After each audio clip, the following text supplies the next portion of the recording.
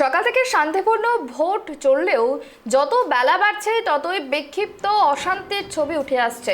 উপনির্বাচনে অশান্তির ছবি বসিরহাটে, সেখানে আক্রান্ত আইএসএফ এর পোলিং এজেন্ট আর ঘটনায় কাঠগড়ায় তৃণমূল কংগ্রেস। যদিও গোটা ঘটনার অভিযোগ অস্বীকার করেছে তৃণমূল।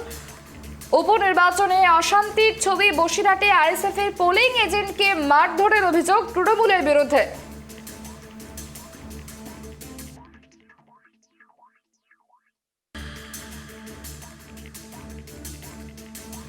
আমরা এই বিষয় নিয়ে কথা বলবো, সরাসরি লাইভে রয়েছে আমাদের সঙ্গে সিরাজুল।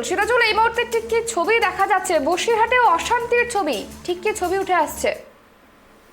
দেখো সুকন্যা, যেটা তোমাকে জানি যে সকাল 7টা থেকে ভোট গ্রহণ শুরু হয়েছে হাড়োয়া বিধানসভা কেন্দ্রে, 121 বিধানসভা কেন্দ্রে।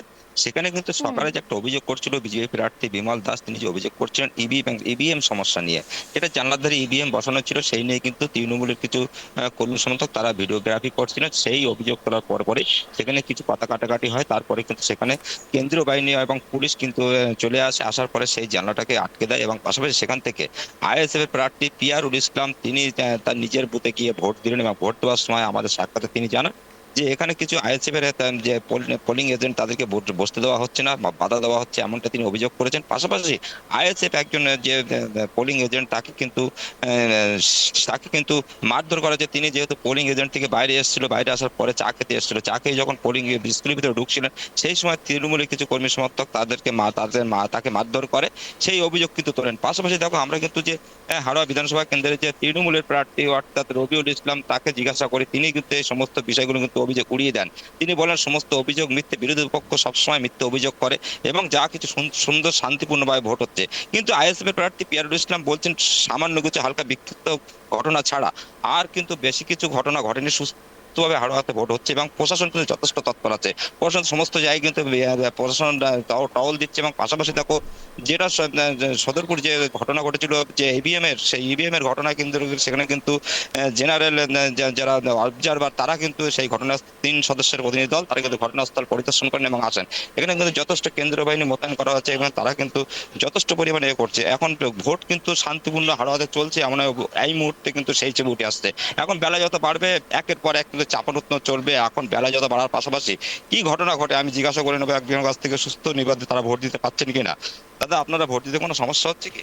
না না, ঠিকই আছে, অবশ্যই শান্তি। কোনো গন্ডগোল, কোনো সমস্যা কিছু? না, কোনো সমস্যা নেই, শান্তিপূর্ণভাবেই ভোট হচ্ছে।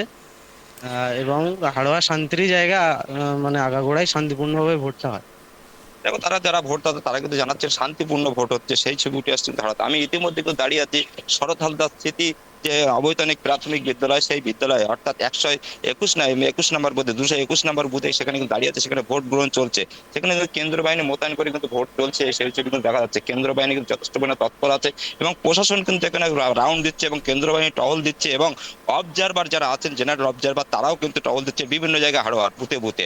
এবং পাশাপাশি তৃণমূলের যারা প্রার্থী রবিউল ইসলাম এবং বিজেপি প্রার্থী বিমল দাস এবং আইএসএফ এর প্রার্থী পিয়ারুল ইসলাম, তারাও কিন্তু বিভিন্ন বুথে বুথে যাচ্ছেন এবং পরিদর্শন করছেন। কিন্তু কোথাও কোনো এখনো পর্যন্ত বিক্ষিপ্ত ঘটনা এখনো পর্যন্ত ঘটেনি।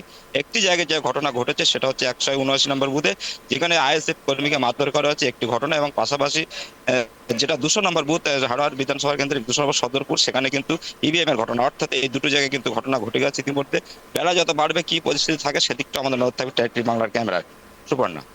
একেবারে সিরাজুল, আরো একটি বিষয় জানতে চাইবো, হাড়োয়ায় এখনো পর্যন্ত কত শতাংশ ভোট পড়েছে বলে জানা যাচ্ছে? দেখো, আমরা যেটা খবর পেয়েছিলাম বেলা 11টা পর্যন্ত কিন্তু 31.2% ভোট কিন্তু পড়েছিল। এখন হয়তো দেখা যাচ্ছে 33% ভোট কিন্তু ইতিমধ্যে কিন্তু হাওড়া বিধানসভা কেন্দ্রে পড়েছে।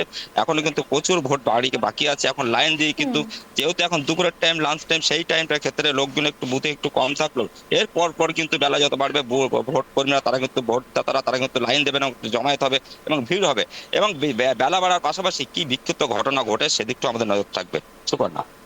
বেশ, অনেক ধন্যবাদ আমাদের সঙ্গে থাকার জন্য। যে ছবি দেখাচ্ছিলাম আপনাদেরকে, সকাল থেকেই কিন্তু বেশ কিছু জায়গায় শান্তিপূর্ণ ভোট চললেও যত বেলা বাড়ছে ততই কিন্তু বিক্ষিপ্ত অশান্তির ছবি উঠে আসছে বসিরহাট থেকে। তবে প্রতিনিধি যেমনটা জানালেন, এই মুহূর্তে শান্তিপূর্ণ ছবি উঠে এসেছে। সেখানকার যে সমস্ত ভোটাররা রয়েছেন তারা বলছেন যে শান্তিপূর্ণভাবেই তারা ভোট দিচ্ছেন। তবে এই মুহূর্তে ভোটের শতাংশ যেমনটা জানা যাচ্ছে যে 33% ভোট পড়েছে এখনো পর্যন্ত।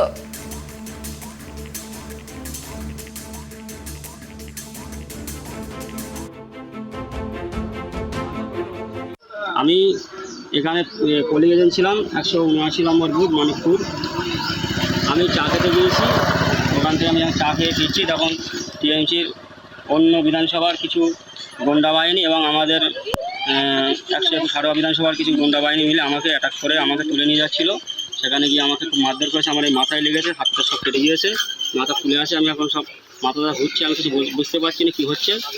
আর ওরা আমাকে ওখান থেকে নিয়ে যাচ্ছিলো, আমার মোবাইলটাও নিয়ে গেছে এবং আমাকে কিছু পুলিশ অফিসার তারা আমাকে উদ্ধার করে নিয়ে এসছে, আর ওরা আমাকে জানে মারার হুমকি দিয়ে গেছে।